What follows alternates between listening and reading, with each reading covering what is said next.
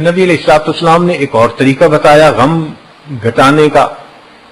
فرمایا کہ اگر کوئی بھی تمہارا قریبی پیارا لوڈ ون فوت ہو جائے تو تم اس وقت میری جدائی کو بھی یاد کیا کرو. حدیث پاک اذا اصیب احدکم بمعصیۃ بمصیبۃ فلیذکر مصیبۃ بی، کہ جب تم میں سے کسی کو کوئی مصیبت پہنچے تو وہ میری جدائی والی مصیبت کو یاد کر لے، کیونکہ وہ مصیبت تو اعظم المصائب، بڑی مصیبتوں میں سے ایک ہے، سب سے بڑی مصیبت. صحابہ رضی اللہ عنہم کے لیے نبی علیہ الصلوۃ والسلام کی جدائی سے بڑی مصیبت اور کوئی نہیں تھی، اس سے بڑا دکھ نہیں تھا. اس لیے کسی نے کہا فاصبر لكل مصیبت وتجلدی وَاعْلَمْ بِأَنَّ الْمَرْءَ غَيْرُ مُخَلَّدِ فَإِذَا ذَكَرْتَ مُصِيبَةً وَمَصَابَهَا فَاذْكُرْ مَصَابَكَ بِالنَّبِيِّ مُحَمَّدٍ. تو محبوب صلی اللہ علیہ وسلم کی جدائی والے ہی ان کی مصیبت کو یاد کر لینا، یہ چھوٹی مصیبتیں بہت آسان ہو جائیں گی. حضرت اقدس رحمۃ اللہ علیہ تھانوی رحمۃ اللہ علیہ لکھتے ہیں کہ مصیبت کو کم کرنے کا بہترین طریقہ یہ ہے کہ آدمی غور کرے اس آیت پر ان اللہ مع الصابرین، کہ صبر کرنے والے کے ساتھ اللہ ہوتے ہیں. وہ فرماتے ہیں کہ اگر اس کا مراقبہ کر لے نا بندہ تھوڑی دیر بیٹھ کے کہ مصیبت تو آئی ہے، اگر میں صبر کر لوں گا اللہ میرے ساتھ ہو جائیں گے، تو اس بات پر انسان کا غم ہلکا ہو جاتا ہے. اور ہمارے مشائخ صوفیاء نے لکھا ہے کہ نبی علیہ الصلوۃ والسلام پر جب بہت مصیبت پریشانی آتی تھی اللہ تعالیٰ تسلیاں دیتے تھے. چنانچہ اللہ تعالیٰ فرماتے ہیں وَاصْبِرْ وَمَا صَبْرُكَ إِلَّا بِاللَّهِ وَلَا تَحْزَنْ عَلَيْهِمْ وَلَا تَكُ فِي ضَيْقٍ مِّمَّا يَمْكُرُونَ إِنَّ اللَّهَ مَعَ الَّذِينَ اتَّقَوْا وَالَّذِينَ هُمْ مُحْسِنُونَ. اور ایک جگہ فرمایا وَلِرَبِّكَ فَاصْبِرْ، اے میرے محبوب اپنے رب کی خاطر صبر کر. اور ایک جگہ فرمایا وَاصْبِرْ فَإِنَّكَ بِأَعْيُنِنَا، اے محبوب صبر کیجئے، آپ ہماری آنکھوں کے سامنے ہیں، ہم آپ کو دیکھ رہے ہیں. تو حضرت تھانوی رحمۃ اللہ فرماتے ہیں کہ جب مصیبت آئے تو بندہ یہ سوچے کہ اس حال میں اللہ محبت کی نظر سے مجھے دیکھ رہے ہیں، تو وہ مصیبت آسان ہو جاتی ہے.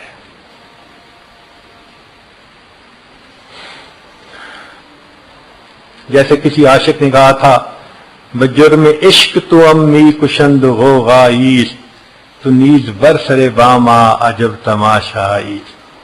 کہ محبوب تیرے عشق کے جرم میں مجھے قتل کیا جا رہا ہے، ذرا تو کھڑکی کھول کے جو ہے جھانک لے اور دیکھ لے کہ میں اس وقت تیرے نام پہ اپنے آپ کو قربان کر رہا ہوں.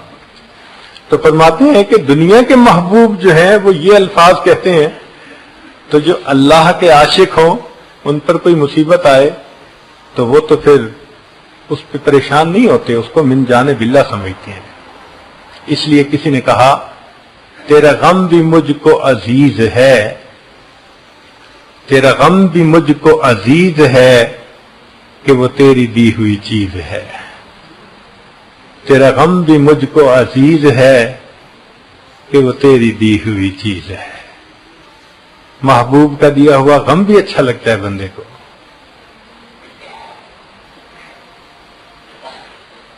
ایک طریقہ غم کو ختم کرنے کا یا کم کرنے کا ہوتا ہے تعزیت کرنا. چنانچہ اگر کسی پہ مصیبت آئے تو دوسروں کا یہ کام نہیں ہوتا کہ بیٹھ کے ڈسکشن کریں، کمنٹس پاس آن کریں، بلکہ فرمایا کہ ایمان کا تقاضا یہ ہے کہ ایمان والے اس کے غم میں شریک ہوں اور اس کی تعزیت کریں. تعزیت کہتے ہیں پرسہ کے بات کہنا، تسلی کی بات کہنا. چنانچہ جس مسلمان پہ بھی کوئی غم مصیبت آئے، رشتہ دار، پڑوسی، قریب کے، کمیونٹی کے لوگ، ان کے اوپر لازم ہوتا ہے کہ وہ جائیں اور اس کو تسلی دلائیں اس تسلی کے بول بولنے سے اس کا غم ہلکا ہو جاتا ہے۔ اب تعزیت کرنے پر اجر کیا ملتا ہے؟ ذرا توجہ سے سنیے کہ نبی علیہ الصلوۃ والسلام نے ارشاد فرمایا، ما من مؤمن یعزی اخاہ بما بہ الا کساہ اللہ من حلل الکرامت یوم القیامہ۔ کوئی بندہ نہیں جو اپنے بھائی کی غم کی حالت میں تعزیت کرے مگر تعزیت کرنے پر اللہ قیامت کے دن اس کو عزتوں کی پوشاک عطا فرمائیں گے، پوشاک پہنائیں گے اس کو۔ سبحان اللہ۔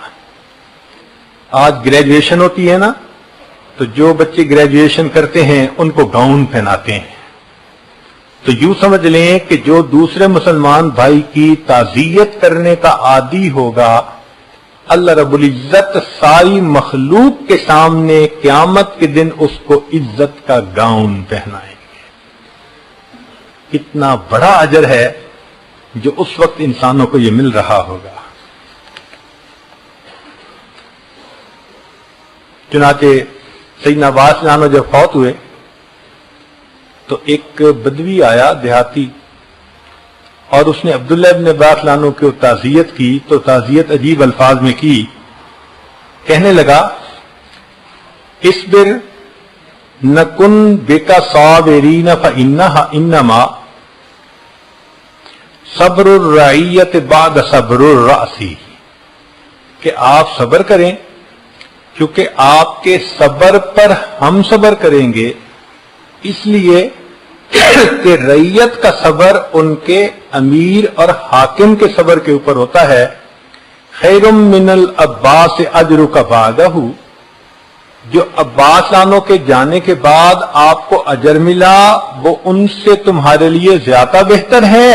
واللہ خیر منک للعباس، اور تمہارے سے زیادہ بہتر عباس کے لیے اللہ ہے جس کے پاس کہ وہ چلے گئے۔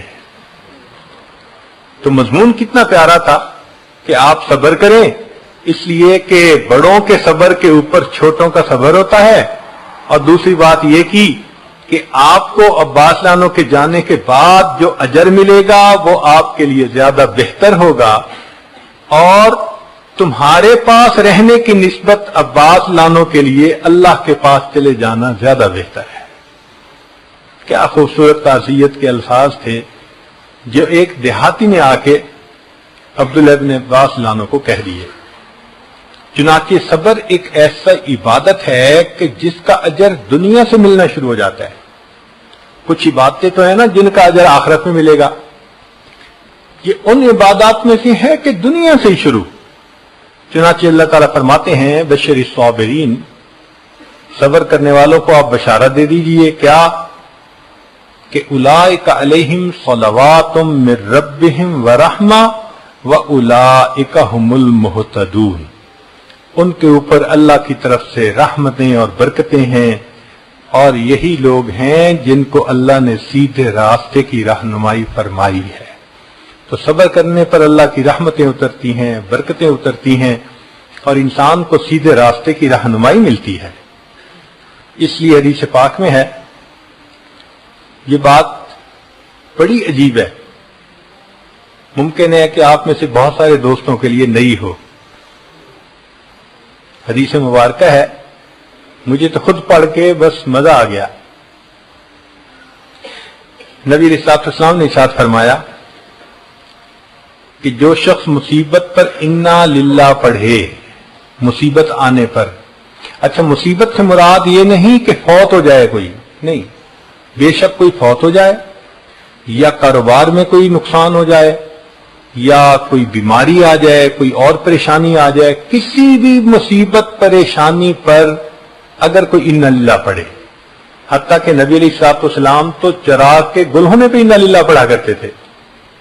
سیدہ صدیقہ عنہا تشریف فرما ہے، ہوا کا جھونکا آیا اور چراغ بجھ گیا، نبی صاحب نے فرمایا انا للہ و انا الیہ راجعون۔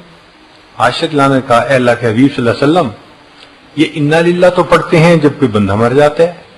فرمایا عائشہ، یہ انا للہ مصیبت پر پڑھا جاتا ہے جس طرح بندے کی زندگی کا چراغ گل ہو جائے اس پر پڑھتے ہیں اللہ اجر دیتے ہیں، یہ روشنی کا چراغ اگر گل ہو گیا اس پر بھی اگر پڑھیں گے تو اللہ اجر عطا فرمائے گے۔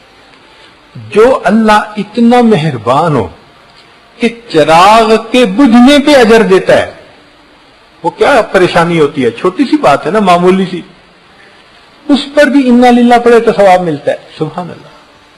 اب ذرا سنیے کہ جو مصیبت پر انا للہ پڑھے اس کے لیے اللہ تعالیٰ جنت میں گھر بنوا دیتے ہیں۔ جو مصیبت آنے پر صبر کرے تو کیا ہوتا ہے؟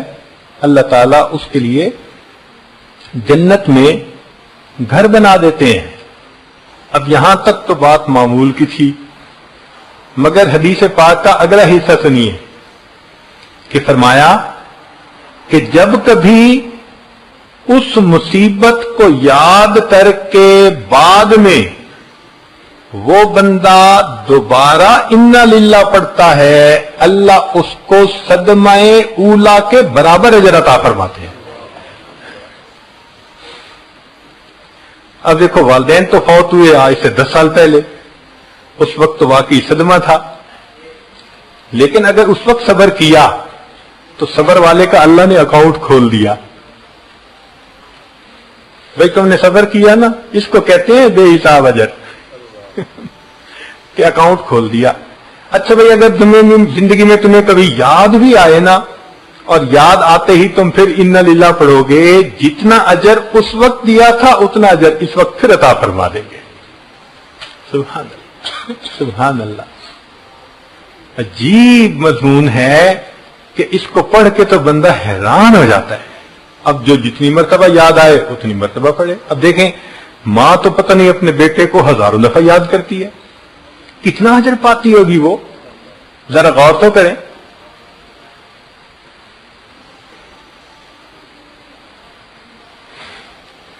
ایک حدیث مبارکہ میں ہے کہ جب بندہ فوت ہوتا ہے، نماز اس کے دائیں جانب، زکوٰۃ بائیں جانب، احسان اس کے اوپر سایہ کر لیتا ہے۔ صبر کہتا ہے کہ اس ساتھی کو ہر صورت عذاب سے بچانا ہے، اگر تم میرے ساتھ رہے تو ٹھیک، ورنہ میں اکیلا ہی اس کو عذاب سے بچانے کے لیے کافی ہو جاؤں گا۔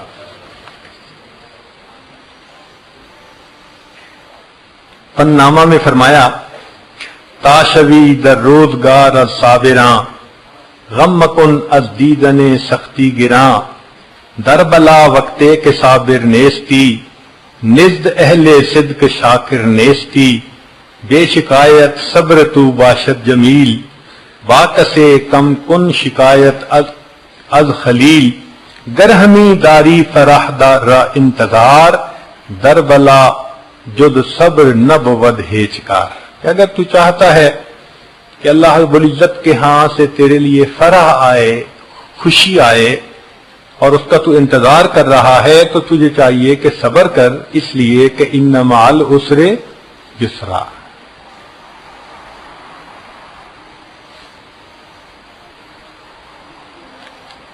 اسی حدیث پاک میں ہے کہ جب کوئی بندہ بیمار ہوتا ہے تو اللہ تعالیٰ فرشتوں کو فرماتے ہیں کہ دیکھو میرا یہ بندہ بیمار ہو گیا، جو صحت کے زمانے میں یہ معمولات کرتا تھا اب یہ نہیں کر سکے گا، تم اس کا اجر اسی طرح لکھتے رہنا، اسی طرح لکھتے رہنا۔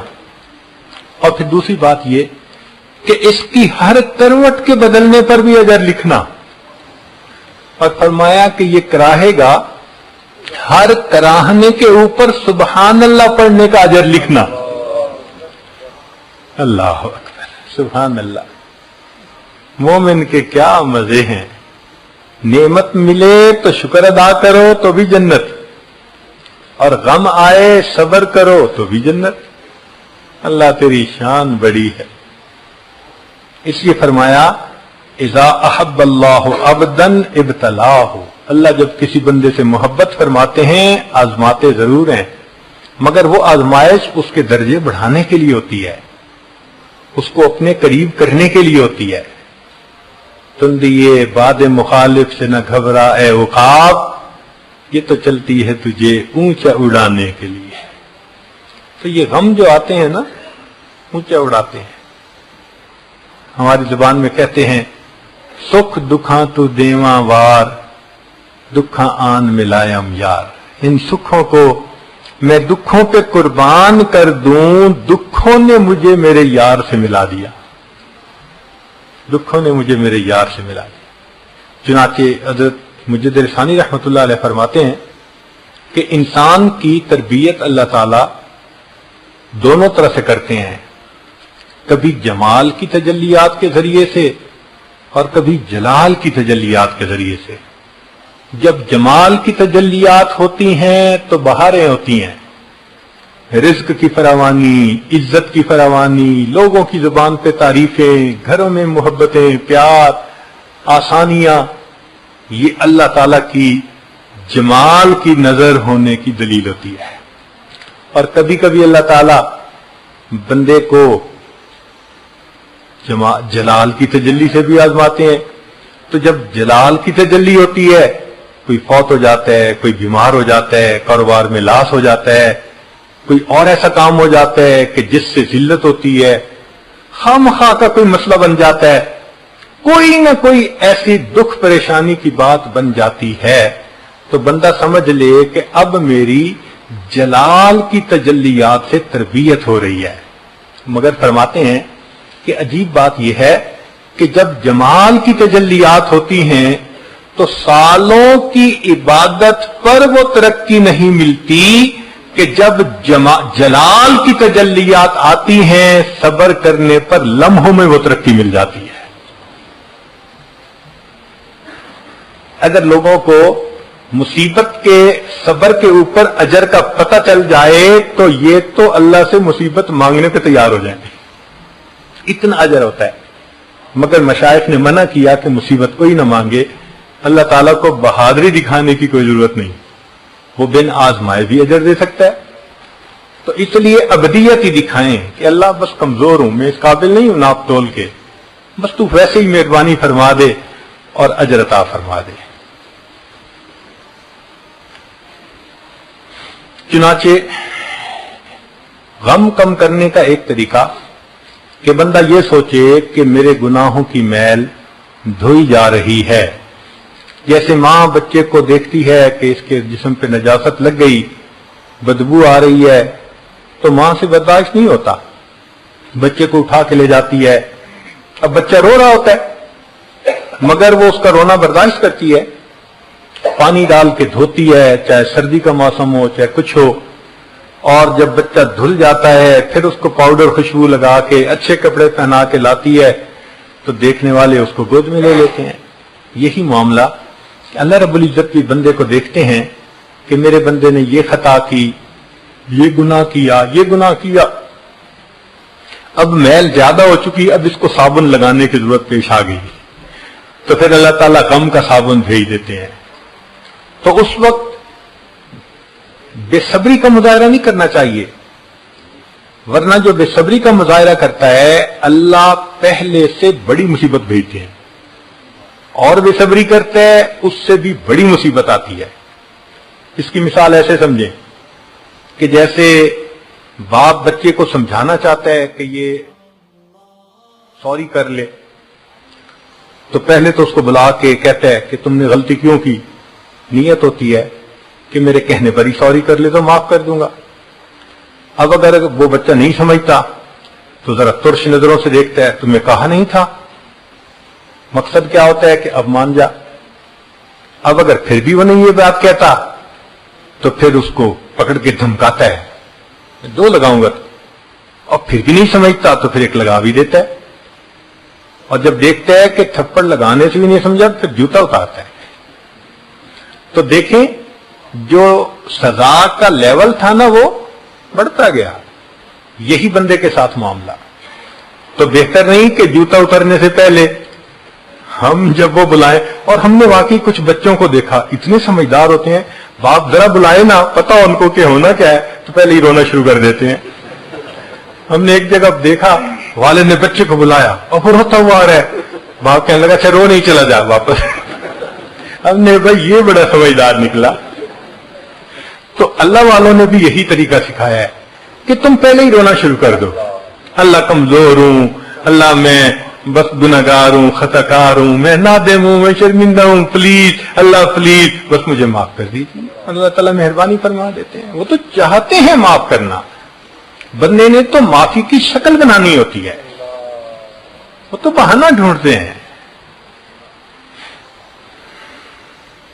چنانچہ ایک حدیث پاک میں ہے کہ ایک صحابی لانو کی دور جاہلیت میں کسی عورت کے ساتھ آشنائی تھی۔ ایک دفعہ چلتے ہوئے وہ عورت ملی اور اس نے کوئی باتیں کی، تو آپ باتیں سن کے چل پڑے، لیکن جب چلے نا تو خیال آیا کہ یہ وہیں کھڑی ہے یا چلی گئی، تو ذرا پیچھے مڑ کے دیکھا، آگے جو قدم بڑھایا تو سامنے دیوار میں سر لگا، تو چوٹ بھی لگی۔ اب صحابہ رضوان کی خوبصورت عادت یہ تھی کہ جو مسئلہ پیش آتا تھا وہ آ کے نبی علیہ السلام کو بتاتے تھے اور گائیڈنس لیتے تھے۔ چنانچہ اللہ کے پیارے حبیب صلی اللہ علیہ وسلم کی خدمت میں حاضر ہوئے، پورا واقعہ سنا دیا۔ اے اللہ کے حبیب صلی اللہ علیہ وسلم، اس طرح میرا اس کے ساتھ تعلق تھا اسلام سے پہلے کا، بہت قریب تھی، قدرتاً مل گئی، اس نے کچھ باتیں کی، میں نے سن تو لی، لمبی گفتگو نہیں کی، چل پڑا، لیکن آگے جاتے ہوئے ایسی مجھے خیال آ گیا کہ یہ کھڑی ہے، یہ چل پڑی، تو میں نے ذرا پیچھے دیکھا تو آگے میرا سر جو ہے وہ دیوار کے اندر لگا، تو مجھے بہت تکلیف ہوئی۔ نبی علیہ السلام نے فرمایا کہ اللہ تعالی جس بندے پر احسان کرنا چاہتا ہے اسے غلطی کی سزا دنیا میں ہی دے کر اس کے گناہوں کو پاک فرما دیتا ہے۔ یہ نبی علیہ السلام نے فرمایا کہ اللہ تعالیٰ جس بندے پر احسان فرمانا چاہتا ہے اس کے گناہ کی سزا دنیا میں ہی دے کر اس کو گناہ سے پاک فرما دیتا ہے۔ اس کا مطلب یہ ہوا کہ گناہوں کو دھونے کے لیے بھی یہ مصیبتیں آتی ہیں، تو کبھی درجہ بڑھانے کے لیے، کبھی دھونے کے لیے، تو بھئی اس میں رونے والی تو بات ہی کوئی نہیں، انسان کا تو فائدہ ہی فائدہ ہے۔ اب کرے کیا، یہ بھی سن لیجئے کہ مصیبت آ گئی اور اس کو کم کرنے کے لیے ہم نے کوششیں بھی کر لی، انا للہ بھی پڑھ لی، تعزیت بھی ہو گئی، ہم نے مراقبہ بھی کر لیا کہ اللہ کی معیت ملے گی، اجر ملے گا، اور مصیبت کم بھی ہو گئی، مگر کریں کیا؟ تو ہمارے مشائخ نے ہمیں آگے پھر روشنی دی، گائیڈ لائن دی، ان کا دیکھو، غور کرو۔ اگر تو یہ مصیبت تمہارے گناہوں کے سبب تھی تو تمہارے اوپر اب ان گناہوں سے استغفار کرنا اور بچنا ضروری ہو گیا۔ تم استغفار زیادہ کرو گے تو یہ مصیبتیں رک جائیں گی، ورنہ جب تک معافی نہیں مانگو گے، ایک تھپڑ کے بعد دوسرا، پھر تیسرا، یہ تسبیح ٹوٹ کے دانے گرتے جائیں گے اور پہلے سے بڑی مصیبت آتی جائے گی۔ اس لیے بہتر ہے کہ جلدی توبہ کر لو۔ تو اگر گناہوں کی وجہ سے آئی تو فرمایا کہ استغفار کر لو، اور اگر محسوس کرتے ہو کہ نہیں یہ اللہ کی طرف سے امتحان بن کے آئی تو فرمایا اللہ سے دعا مانگو، اللہ تعالیٰ دعا کی وجہ سے امتحان کو نرم فرما دیتے ہیں۔ تو دو ہی ہمارے پاس علاج ہیں اس کے، دونوں کام کریں، اس لیے کہ ہم نہیں جانتے کہ یہ کیوں آئی۔ ہمارا گمان تو یہ ہے کہ جو 100% مصیبتیں آتی ہیں ہمارے کرتوتوں کی وجہ سے آتی ہیں۔ ہم کہاں اس درجے کے لوگ کہ ہم سمجھیں کہ جی درجے بڑھ رہے ہیں، جن کے گناہ روز بڑھ رہے ہوں اور وہ اپنی کھلی آنکھوں سے بڑھتے گناہوں کو دیکھ رہے ہوں، وہ کیوں غلط فہمی کا شکار ہوں؟ تو اس لیے ہمارے گناہ تو، ہماری تو مصیبتیں گناہوں کی وجہ سے ہیں۔ اس لیے اب ہمیں استغفار بھی کرنا چاہیے اور اللہ سے دعا بھی کرنی چاہیے کہ اللہ ہم اس قابل نہیں، لیکن تو ہمیں ثابت قدم فرما دے، ہمارے لیے اس مصیبت کا برداشت کرنا آسان فرما دے۔ نبی علیہ السلام نے صحابہ رضوان کی ذہن سازی فرمائی، صحابہ رضوان کی ذہن سازی فرمائی کہ بھئی ایسے نہیں کہ بھئی بالکل پریشانی گھر نہیں ہونی چاہیے دنیا میں، کوئی جنت تھوڑی ہے کہ پریشانی نہیں ہوگی، پریشانیاں تو آئیں گی، یہ تو معمول کی زندگی ہے، اور یہ بھی نہیں کہ جی آئی کیوں ابھی ختم ہو، نہیں، برداشت بھی کرنا چاہیے۔ تو اس کی باقاعدہ صحابہ کو تعلیم دی ان کی ذہن سازی فرمائی، ان کی تربیت فرمائی۔ ذرا غور کیجئے، ایک انصاری عورت آئی، آ کے کہنے لگی اے اللہ کے وسلم بخار آتا ہے اور میں بہت کمزور ہو گئی ہوں اور میں بخار سے بہت پریشان ہوں، آپ میری شفا کی دعا مانگیں۔ نبی اسلام نے فرمایا تم چاہو تو میں بخار ختم ہونے کی دعا کروں اور تم چاہو تو تمہیں جنت ملنے کی دعا کروں۔ وہ کہنے لگی اللہ کے نبی صلی اللہ علیہ وسلم جنت کی دعا کر دے، میں کوئی رسک نہیں لینا چاہتی۔ تو نبی اسلام نے فرمایا اللہ اس کو جنت عطا فرمائے۔ اب بخار دور ہونے کی دعا نہیں کی، بات سمجھتے ہیں نا، سمجھایا کہ دیکھو چھوٹی سی پریشانی ہے، اس کو برداشت کر لو، اللہ کی طرف سے۔ اس کو کہتے ہیں تقدیر پہ راضی رہنا سکھایا کہ بھئی خوشیوں پہ بھی تو تم آرام کرتے ہو، اللہ کی طرف سے جب آتی ہیں تو اگر پریشانی آ گئی تو اب ویلا کرنے کی کیا ضرورت ہے، ابھی برداشت کر لو۔ تو اس لیے اس کو یہ بات سمجھائی کہ چاہو تو شفا کی دعا کر دیتا ہوں اور چاہو تو میں جنت کی دعا کر دیتا ہوں۔ ایک اور عورت آئی، اس عورت کو مرگی کی بیماری تھی۔ اس نے کہا اللہ کے حبیب صلی اللہ علیہ وسلم عمر بڑی ہو گئی ہے، مرگی کا دورہ پڑتا ہے تو میں اس وقت انکانشیس ہو جاتی ہوں اور میرا تو سطر بھی کھل جاتا ہے، کئی دفعہ چادر بھی ہٹ جاتی ہے، تو مجھے بہت پریشانی ہے، آپ میرے لیے مرگی کے ختم ہونے کی دعا کریں۔ نبی اسلام نے فرمایا تم چاہو تو مرگی کے ختم ہونے کی دعا کروں اور چاہو تو اس کے بدلے جنت ملنے کی دعا کروں۔ اس نے کہا اللہ کے نبی صلی اللہ علیہ وسلم جنت ملنے کی دعا کریں مگر اتنا ہو جائے کہ مجھے مرگی کا دورہ پڑے تو میرا سطر نہ کھلے۔ نبی اسلام نے فرمایا اچھا میں اس کی دعا کروں گا۔ اب مرگی جیسی بیماری اور اس پر بھی صبر، یعنی صبر کرو، تو گویا نبی علیہ السلام نے ذہن سازی فرمائی کہ دیکھو ان مصیبتوں کا آنا تمہارے لیے آخرت کے بڑے درجات کا باعث ہے، تمہیں سمجھ ہی نہیں لگی، تم سالوں کی عبادت سے وہ درجہ نہیں پا سکتے جو چند لمحوں کی اس مصیبت کی وجہ سے اللہ تمہیں عطا فرما دیں گے۔ اس لیے صرف ایک ذہن نہ بناؤ۔ اب ذرا سنیے، زید بن ارقم رضی اللہ تعالیٰ عنہ نبی شام کے پاس آئے، اللہ کے حبیب صلی اللہ علیہ وسلم نے فرمایا زید جب میں فوت ہو جاؤں گا تو بعد میں ایک وقت آئے گا کہ تمہاری بینائی چلی جائے گی، اب بتائیں کسی بندے کو اندھا ہونے کی بات بتاؤ تو کیا عجیب خبر ہے۔ تو زید بن ارقم رضی اللہ عنہ کو نبی صاحب نے فرمایا زید جب میں دنیا سے چلا جاؤں گا تو تمہارے پر وقت آئے گا کہ تمہاری بینائی چلی جائے گی۔ تو وہ سن کے خاموش ہو گئے۔ فرمایا زید اس وقت تم کیا کرو گے؟ جواب دیا اے اللہ کے حبیب صلی اللہ علیہ وسلم میں صبر کروں گا۔ نبی اسلام نے فرمایا اچھا اگر تم صبر کرو گے میں تمہیں بغیر حساب جنت میں داخلے کی خوشخبری دیتا ہوں۔ تو ثابت ہوا نا کہ اللہ کے حبیب صلی اللہ علیہ وسلم نے تربیت فرمائی، ذہن سازی فرمائی کہ دیکھو یہ بیماریاں، پریشانیاں، مصیبتیں زندگی کا حصہ ہے، کیوں اتنا واویلا کرتے ہو؟ کافر کی اور مسلمان کی زندگی میں یہی تو بنیادی فرق ہے۔ تو کافر ہوتا ہے چھوٹی بات پہ ہنگامہ کر لینا، کیا ہو گیا، کیوں ہو گیا، اس لیے کہ اس کا تو کوئی پروردگار نہیں ہے، وہ تو مانتا نہیں ہے کسی کو، اور ہمارا تو پروردگار ہے اور حالات کو لانے والا وہی ہے، وہ مغیر الاحوال ہیں، تو اس لیے ہمیں صبر کرنا چاہیے۔ پھر نبی علیہ السلام کی جو تربیت تھی نا، اس تربیت نے صحابہ کو کیا کندن بنا دیا تھا۔ ذرا سن لیجئے کہ سیدنا معاذ رضی اللہ تعالیٰ عنہ ان کو طاعون کی بیماری ہو گئی۔ اب یہ جو طاعون کی بیماری ہے نا، اس میں انسان کا گلا جو ہے نا یہ گھٹتا ہے، درد ہوتی ہے۔ تو معاذ رضی اللہ عنہ کو جب طاعون کی بیماری ہوئی اور اس کا گلا گھٹتا تھا تو وہ اونچی آواز سے کہتے تھے اللہ تو جتنا چاہتا ہے میرا گلا گھونٹ لے، تیری عزت کی قسم تو جانتا ہے میں ابھی بھی تم سے محبت کرتا ہوں۔ اللہ اکبر، محبوب صلی اللہ علیہ وسلم کی تربیت کیا کام آئی کہ اللہ تو جتنا چاہتا ہے میرا گلا گھونٹ لے، تیری عزت کی قسم میں ابھی بھی تجھ سے محبت کرتا ہوں. سبحان اللہ, سبحان اللہ. کو کتنا پیار آتا تھا ہوگا, ہے ان پہ کتنا پیار آیا ہوگا کہ اس بیماری اور اس حال میں یہ میرا بندہ کہہ رہا ہے میں اس حال میں بھی تجھ سے محبت کرتا ہوں میرے اللہ. اللہ اکبر.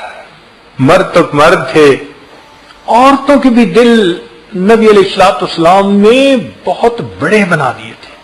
ام سلیم رضی اللہ تعالیٰ عنہ عورت ذات ہیں, خاوند پردیس میں ہے, پیچھے بیٹے کی ولادت ہوئی, اور جب جس رات خاوند نے پہنچنا تھا چند گھنٹے پہلے بیٹے کی وفات ہو گئی.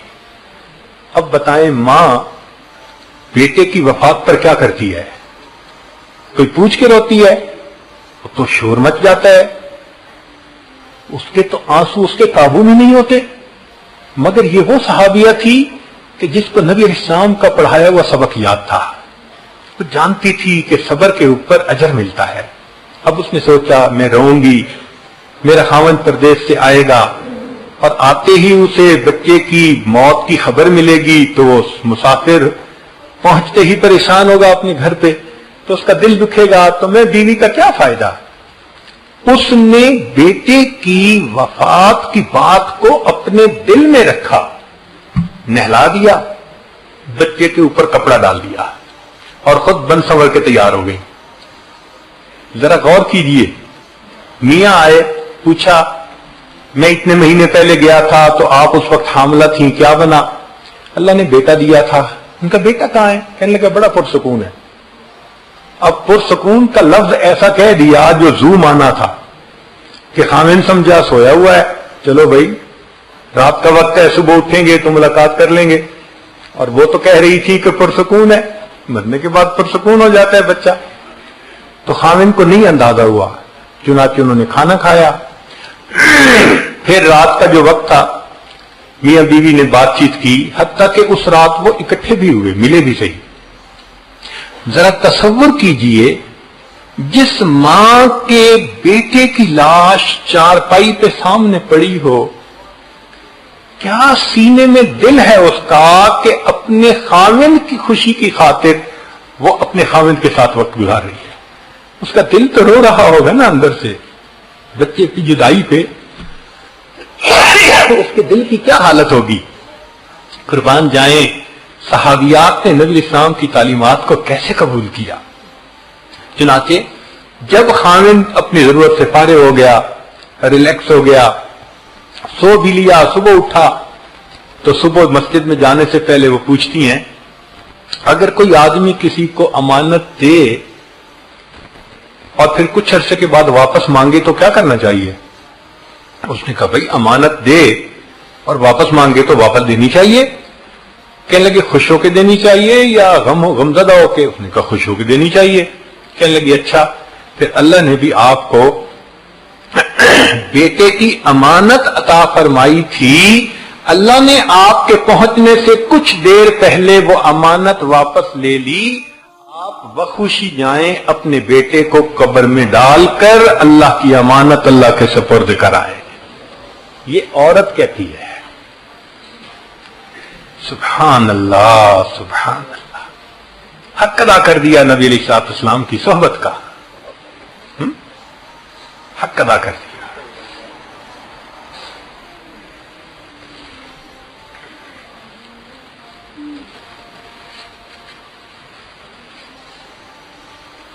ہم نے تو ابھی مصیبتوں کو دیکھا ہی نہیں, ہم نے تو ابھی مصیبتوں کو دیکھا ہی نہیں. یہ کیا مصیبتیں ہوتی ہیں؟ کسی رشتہ دار قریبی کا فوت ہونا, بیمار ہونا, دکھ پریشانی, یہ تو معمول کی چیزیں ہیں. لوگوں پہ تو ایسی ایسی پریشانیاں آتی ہیں. اللہ نبی اسلام نے بنی اسرائیل کی ایک عورت کا واقعہ بتایا کہ طواف کر رہی تھی, کتابوں میں یہ واقعہ لکھا ہے, شاید کسی بزرگ نے بتایا ہوگا, ہاں, کہ وہ طواف کر رہی تھی اور کہہ رہی تھی اللہ میں اس حال میں بھی تجھ سے راضی ہوں. بار بار یہ لفظ کہہ رہی تھی, اے اللہ میں اس حال میں بھی تجھ سے راضی ہوں. پھر تھوڑی دیر بعد کہتی تھی اللہ اس حال میں بھی میں تجھ سے راضی ہوں. تو جب طواف کر چکی تو کسی نے پوچھا آپ کیا بات کر رہی تھی؟ تب اس نے اپنی کہانی سنائی. کہنے لگی میرے 3 بیٹے، تینوں بچپن لڑکپن کی عمر میں تھے.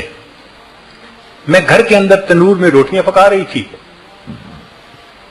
ایک دن پہلے میرے خاوند نے بکری گھر کے اندر ذبح کی تھی، تو میرے بچے نے، بڑے نے اس کو ذبح کرتے دیکھا تھا. اب وہ خاوند نے چھری اندر کہیں رکھ دی، وہ بڑے بچے کو نظر آ گئی. تو وہ بڑا بھائی اپنے چھوٹے بھائی کو کہنے لگا تمہیں پتہ ہے ابو نے بکری کو ذبح کیا تھا؟ اس نے کہا اچھا. اس نے کہا میں تمہیں بتاؤں کیسے ذبح کیا تھا. اب وہ بچے کھیل میں، تو جو درمیانہ تھا وہ کہنے لگا بتاؤ. اس نے درمیانے بھائی کو لٹا لیا. اب بچے کو نہیں پتا تھا کہ وہ چھری کتنی تیز ہے. اس نے اس کو بتانے کے لیے کہ ابو نے ایسے گلے پہ چھری پھیری تھی، جو چھری پھیری تو وہ چھوٹے بھائی کا ونڈ پائپ کٹ گیا. اب جب ونڈ پائپ کٹا تو وہ تڑپنے لگا، اور جب تڑپا تو آواز آئی تو کہنے لگی کہ میں بھاگی. اندر جا کے دیکھا تو اس وقت تک میرے بیٹے کا سانس بند ہو چکا تھا. میرے بیٹے کا سانس بند ہو چکا تھا. تو میں بچے کو اٹھا کے کٹا ہوا گلا لا کے باہر چارپائی پہ میں نے لٹایا. تو میں نے سوچا کہ یہ میرا دوسرا بیٹا جو تھا وہ کہاں چلا گیا. وہ ڈر کے مارے لکڑیاں پڑی ہوئی تھی ان کے پیچھے جا کے چھپ گیا. میں اسے ڈھونڈنے لگی کہ یہ بڑا گیا کہاں ہے. کہنے لگی جب میں گئی اور میں نے جا کے دیکھا تو جہاں وہ چھپا تھا وہاں سانپ تھا. سانپ نے اس کو ڈسا اور اس بچے کی لاش وہاں پڑی ہوئی تھی. تو کہنے لگی میں بڑے بیٹے کی لاش اٹھا کے لائی اور چارپائی پہ دوسرے بیٹے کی لاش کو بھی آ کے لٹا دیا. اتنے میں مجھے تیسرے کا خیال آیا کہ وہ جو رینگنے والا تھا، چھوٹا کرول کرنے والا بیبی، وہ کدھر؟ وہ تو میرے قریب ہی تھا. کہنے لگا جب میں نے آ کے دیکھا وہ تو کنویں کے، وہ اس تنور کے اندر گر گیا تھا. کہتے ہیں اس کی کوئلہ بنی ہوئی لاش میں نے اپنے ہاتھوں سے اٹھائی. تینوں بیٹوں کی لاش میں نے چارپائی پر رکھی، ان کو نہلایا، کفنایا. اللہ کی امانتیں اللہ کے سپرد کر کے عمرہ کرنے آ گئی اور میں کہہ رہی ہوں اللہ میں اس حال میں بھی تجھ سے راضی ہوں. اللہ میں اس حال میں بھی تجھ سے راضی ہوں. ہم نے تو مصیبتیں دیکھی نہیں ہیں ابھی. اللہ کے بندوں پہ کیا کیا گزرتی ہے. قریب کے زمانے میں بہادر شاہ ظفر وقت کا بادشاہ کہلاتا ہے، نیک طبیعت کا انسان تھا. لیکن اس کے ساتھ کیا ہوا کہ جب اس کو قید کیا تو دشمنوں نے 12 بیٹے تھے اس کے، ان کو گرفتار کر لیا اور پھر بہادر شاہ ظفر کو کہا جی ہم نے آپ کی دعوت کرنی ہے. اس کے لیے دسترخوان بچھایا گیا اور اس کو کہا کہ جی آپ برتن کھولیے اور اپنی دعوت کے لیے ابتدا کیجئے. وہ پہلا برتن کھولتا تھا، بڑے بیٹے کا سر اس کے اندر تھا. دوسرا کھولا، دوسرے کا سر. تیسرا بہادر شاہ ظفر نے 12 جوان بیٹوں کے سر اپنی آنکھوں کے سامنے دیکھے. اس پر اس نے کہا تھا نہ کسی کی آنکھ کا نور ہوں، نہ کسی کے دل کا قرار ہوں، جو کسی کے کام نہ آ سکے میں وہ ایک مشت غبار ہوں. کوئی مجھ پہ آنسو بہائے کیوں، کوئی مجھ پہ دیپ جلائے کیوں، کوئی مجھ پہ پھول چڑھائے کیوں، میں وہ بے کسی کا مزار ہوں. میرا رنگ روپ بدل گیا، میرا یار مجھ سے بچھڑ گیا.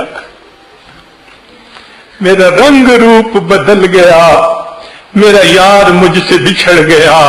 جو چمن خزاں سے اجڑ گیا میں اسی کی فصل بہار ہوں. کبھی اللہ بہار دکھا دیتا ہے، تخت و تاج پہ بٹھا دیتا ہے، اور کبھی اللہ خزاں دکھاتا ہے. 12 جوان بیٹوں کے سر اپنی آنکھوں سے بندہ دیکھتا ہے. ہم نے کہا مصیبتیں دیکھی ہیں. اس لیے اللہ رب العزت نے ہمیں جس حال میں رکھا ہے ہم اللہ کا شکر ادا کریں. چھوٹی موٹی پریشانیوں پر نہ شکایت کریں، نہ شکوے کریں، نہ کوئی اور کریں. بس صبر کر کے اتنی دعا مانگیں میرے مولا کمزور ہیں، ہم ناپ تول کے قابل نہیں ہیں، ہم ناپ تول کے قابل نہیں ہیں. چنانچہ ایک نقطے کی بات سمجھ لیجئے کہ جو حفاظ ہوتے ہیں نا تو ان کو جب انعام دینا ہوتا ہے تو پھر کسی بڑے حافظ کو بلاتے ہیں. جو حدیث کے طلباء پاس ہوتے ہیں تو ان کو انعام دینے کے لیے کسی بڑے محدث کو بلاتے ہیں. یہ دستور ہے کہ بشارت کسی کامل سے دلوائی جاتی ہے پاس ہونے کی. چنانچہ اللہ رب العزت نے ایمان والوں کو بشارت دلوائی نبی علیہ السلام سے. فرمایا وبشر الصابرین. یہ اللہ تعالیٰ اپنے محبوب کو فرماتے ہیں اے میرے محبوب آپ بشارت دے دیجئے. حضرت ثانی رحمۃ اللہ نے نقطہ لکھا کہ قرآن کا لفظ ثابت کر رہا ہے اللہ کے محبوب پہ جو مصیبتیں آئیں اتنی مصیبتیں امت میں کسی کے اوپر نہیں آئی. آپ اکمل الصابرین تھے. اور حدیث پاک فتح الباری میں یہ ہے نبی اسلام نے فرمایا اذیت فی اللہ ما لم یؤذ احد. مجھے اللہ کے راستے میں اتنی اذیتیں پہنچائی گئیں کہ کسی کو اللہ کی خاطر اتنی اذیتیں نہیں پہنچائی گئی.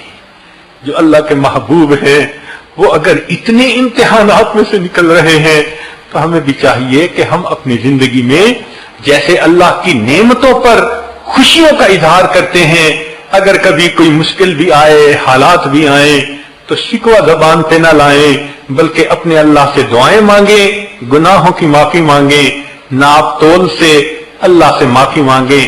پروردگار ہم عاجز اور مسکینوں پر فضل فرمائے اور اللہ ناپ تول کے بغیر ہی معاملہ آسان کر دے. وآخر دعوانا ان الحمد للہ رب العالمین.